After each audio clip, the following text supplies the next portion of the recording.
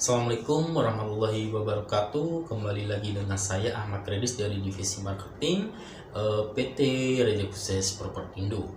Kali ini kita akan membahas cara menentukan target pasar. Menentukan strategi pemasaran yang tepat menjadi salah satu kunci dalam kesuksesan sebuah bisnis, dimulai dengan mengetahui target pasar yang akan kita tuju. Bagaimana cara dan apa yang dimaksud dengan target pasar? Target pasar merupakan sekelompok orang yang menjadi target penjualan produk Anda. Umumnya, target pasar akan memiliki karakteristik yang sama dari sisi kebiasaan, demografi, dan lainnya. Dengan mengetahui target pasar, strategi pemasaran pun menjadi lebih efektif dan efisien, juga menghemat biaya karena target promosi produk ataupun jasa jadi lebih tepat sasaran. Lalu, bagaimana cara menentukan target pasar? Berikut langkah yang perlu Anda ketahui, di antaranya adalah 1. Memulai dengan asumsi. Jika sudah memiliki produk yang dipasarkan, cobalah untuk menganalisis konsumen Anda saat ini dengan membuat target pasar yang potensial bagi produk Anda. Sebagai contoh,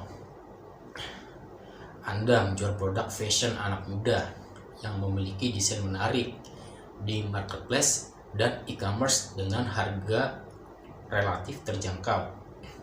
Maka kemungkinan besar target pasar Anda adalah anak muda yang cenderung ingin tampil beda dengan desain unik. Juga anak muda pengguna terbanyak smartphone yang aktif dan gemar berbelanja secara online. Selain itu, target pasar Anda adalah mereka yang membeli sebuah produk dengan mempertimbangkan faktor harga. Ini biasanya yang pengennya yang murah-murah nih. Lanjut ya. Jika baru akan menciptakan sebuah produk, Anda bisa mencoba berasumsi tentang produk yang akan dijual dan siapa target pasarnya seperti cara yang tadi. Yang kedua, persaingan pasar. Setiap produk pasti memiliki kompetitor. Pasti ya, nggak mungkin enggak. Di properti sendiri juga banyak kompetitor. Ini saya contoh yang lain. Oleh sebab itu, Anda harus cerdas dalam mencermati persaingan. Hal ini akan membuat Anda mendapatkan peluang untuk memenangkan hati pelanggan agar membeli produk Anda. Persaingan yang terjadi bisa dari sisi fitur, harga, maupun kemudahan pembelian. Dengan mempelajari bagaimana cara merespon produk Anda dan bagaimana kompetitor menawarkan produk yang serupa. Nah, ini Anda dapat menciptakan atau mengembangkan produk terbaik dan berbeda dari yang lain. Perbedaan itu harusnya jadi lebih menonjol untuk bagaimana kita mempromosikan kepada konsumen. Dan yang ketiga, berkomunikasi dengan pelanggan.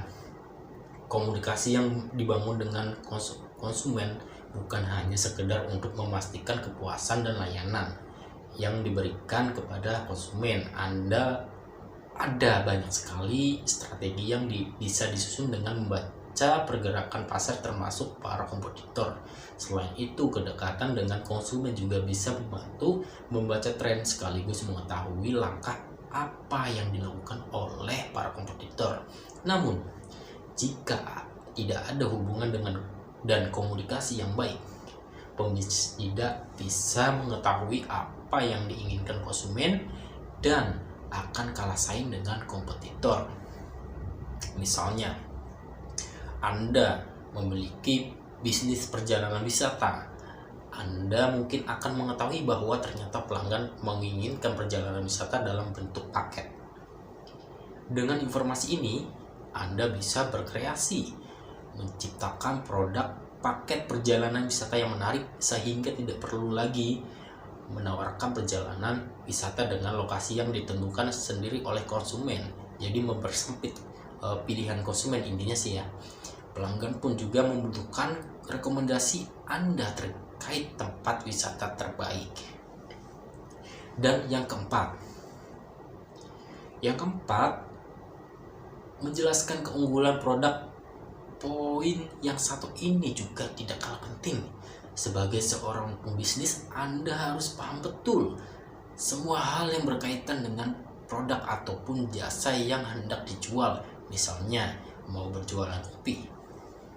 Di luar sana sudah pasti ada jutaan orang yang menjual kopi.